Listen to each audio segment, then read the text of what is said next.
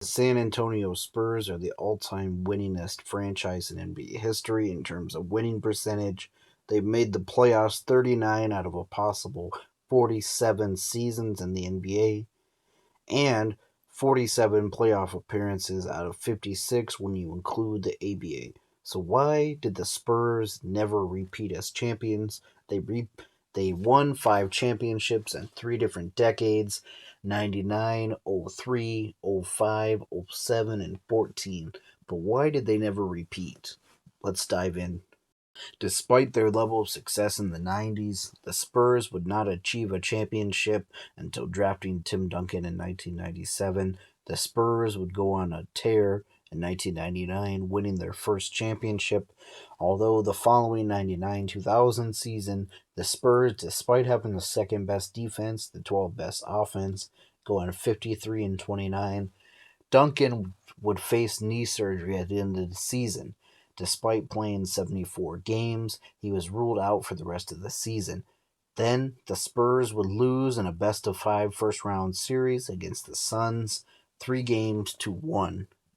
Despite sending David Robinson out a champion in 2003 and Tim Duncan's 2 MVPs in a row in '02 and '03, the Spurs were not able to repeat in 2004. Uh, the Lakers built a big four. They signed Gary Payton, who was one of the best point guards in the league. They signed Karl Malone, who was one of the best power forwards in the league. Despite being past their prime, they were both still threats. They could both still contribute. Karl Malone could still give you 20 points per game. Gary Payton was still one of the best point guards in the league.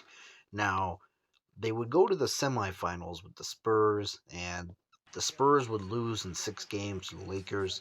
But most people remember this series being pretty competitive. A lot of those games were pretty low scoring and close. There was only one blowout, Game 3, where the Lakers defeated the Spurs 105 to 81. But the game that I think everyone remembers is Game 5, where the Lakers won 74 to 73. Derek Fisher had that crazy game winner, and that would pretty much seal the deal. The Spurs could not capitalize and win, despite having the #1 defensive rating in the NBA, although the Lakers would not win the chip that year. So the Spurs were not able to repeat in 2004. Is giving the Lakers what Kobe has given the Spurs. You couldn't have defended that any better. The Lakers had taken the Spurs out of the play, and Tim Duncan turned the grade. I mean, look at this. They take away the handoff. Duncan has nowhere to go. A fadeaway jump shot off the wrong leg out. 4:10 remaining in the 5th game.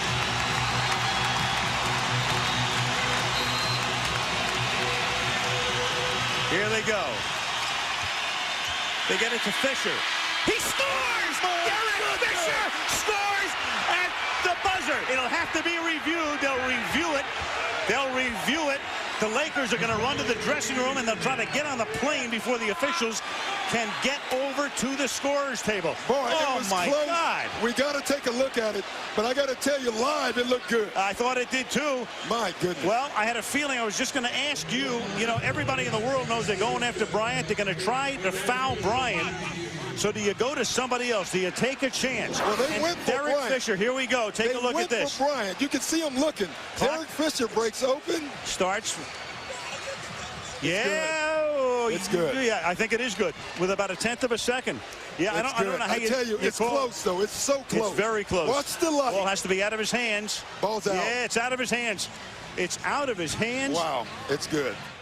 The Spurs would come back better than ever in '05, winning the championship, defeating the Detroit Pistons in 7 games in a classic series.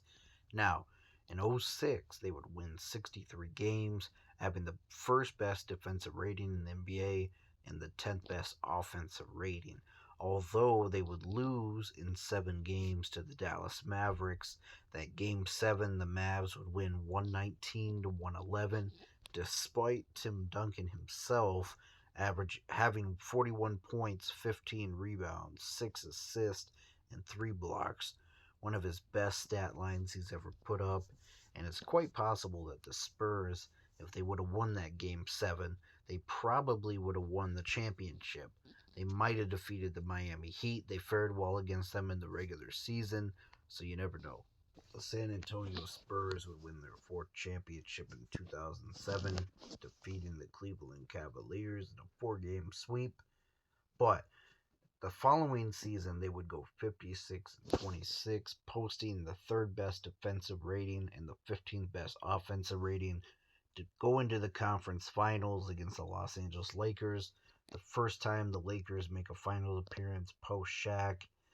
This was a Kobe-led team, and in my opinion, what really cost the Spurs was having, like I said, the 15th best offensive rating. They struggled offensively against the Lakers, losing in 5 games. The Lakers would score 93.4 points per game in that series, and the Spurs would post 88 points per game. And it's quite possible, in my opinion, it wouldn't really matter even if the Spurs did make the finals that year. The Celtics were just too good of a team in 2008 for anyone in the league. So that's why they did not repeat in 2008. So the Spurs, as we all know, they would kind of fall into like mediocrity, but at the same time, we're in a weird state where they would win and go all the way to the conference finals a few times, like we said, with the Lakers and the Thunder. They'd battle it out in 2012, but they'd also have some weird first round exits, like against the Grizzlies. But the Spurs would win their 5th championship in 2014, and this is after the finals loss in 2013, which I'm not going to hide my bias as a Spurs fan. It was a tragic Game 6 and Game 7 loss, right? Because we were up 3-2, and the Spurs had a comfortable lead towards the end of the 4th. But we all know the shot, the rebound that Chris Bosh got, whatever. But anyways, the Spurs would come back. It'd be the largest margin of victory in NBA history. They just annihilated the Heat. Now, the Spurs were not able to repeat because the following season they would have a pretty good record, you know. But the Spurs, by this point, you knew that the supporting cast was going to step up. You knew that Kawhi Leonard was going to be a superstar. You knew that Danny Green had a bright future. Patty Mills. At one point, even the Spurs, I remember, were favored to win the championship that year. They went 55-27, posting the league's second best defensive rating, 7th best offensive rating. Not as good as the year prior, but throughout the year, you had quite a few guys miss a lot of games. Tony Parker played 68 games. Kawhi played 64. Duncan played 77. So you kind of, as a Spurs fan, in the back of your mind, you thought, well, they're going to repeat. This is it. Now, the first round, they lose to the Clippers. The Clippers defeat them in Game 7, 111-109. And it was also a Chris Paul game winner.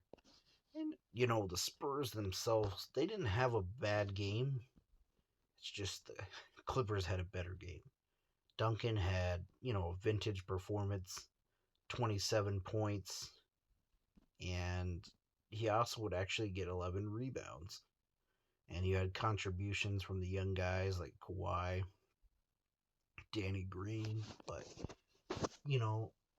that's why they weren't able to repeat in 2015. After this, the Spurs franchise, they didn't necessarily fall off. This was really Duncan's last good year. The 15-16 season, they would get LaMarcus Aldridge, and the team would go 67-15. And they broke the 86 Celtics home record. But it was just at the wrong time. The Warriors were, popping. The Thunder were popping. And the conference semifinals, the Thunder defeated the Spurs. and this would be Tim Duncan's last season. And what I remember about that time was the memes. You had, like, I think the beginning of the semifinals, there were a bunch of memes saying that the Spurs were going to win.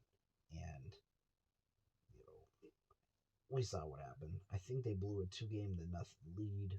But anyways, the Spurs haven't gotten back to that level yet. Now, will the Wembanyama era bring us championships? I think so.